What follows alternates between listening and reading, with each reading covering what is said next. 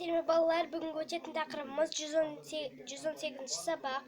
Біздің жобамыз сөйлемде оқшауланып тұратын сөздер, яғни, балалар. Бүгінгі өтетін тақырыбымыз сөйлемде оқшауланып тұратын сөздер. 118 сабақ. Бірінші, бұл жерде ереже тұр, ал оқиық. Сөйлем ішінде өзге мүшелерден оқшауланып тұратын сөздерді жиі кездестіресің. Бұл сөздер сөйлем мүшесінің қызметін атқармайды, тек сөйлем мағынасын айқындауға қатысады.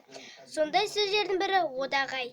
Одағай сөздердің қандай құрамдық мағыналық ерекшеліктері барын байқап көрелік. Бірінші, құрамдық түрлері.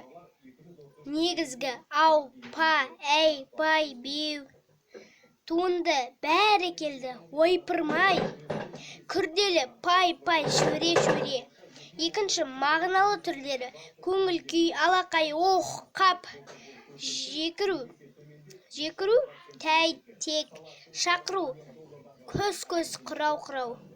Үшінші, одағай сөздер сөйлемде жай қалыпты дауыспен айтылса, үтір арқылы ажыратылады. Бәрекелді, өнерлі бала екен. Төртінші, одағай сөздер сөйлем ішіне басқа мүшелерден көтеріңкі ерекше дауыспен айтылса, олардан кейін деп белгісі қойылады. Алақай, мен жүлдегер атандым. Ал ережені түсіндік деп ойлаймын. Өздерінде іштерінен бір-екі рет қайталап жаттап алыңдар. Келесі балалар астындағы тапсырма. Бір-екі қана тапсырма астындағы тұрған, сонымен осы 118 сабақ аяқталады. Әдебиеттік оқу кітабынан одағайы бар мәтін тауып, одағай сөздерді құрамы мен мағынасын ажырат дейді. Балалар, бірақ мен әдебиеттік оқу кітабынан 3 неме таптым. Ары қарай өздерін табасына деген ойдамын. Және мен жай ғана сол сөйлемдерді жаздым. Міне қараңдар балалар, осылай болады. Бұлттар әппақ, сондай әдемақ. Мен таптым бұл әдебиеттік оқу кітабынан мәтіндерді қарадым. Қалғанда сендерде бар ма, қараңдар. Жалғызым-ау, жарығым-ау. Қап әттеген ай шеуіме. Мен сын жұмысы деп жазып қойдым.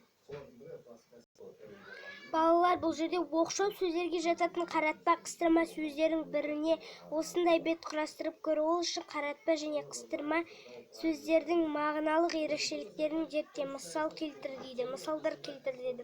Мен ауызша айтайын, мысалдар келтір деп тұр. Мен мынандай мысал келтірем. Қандай?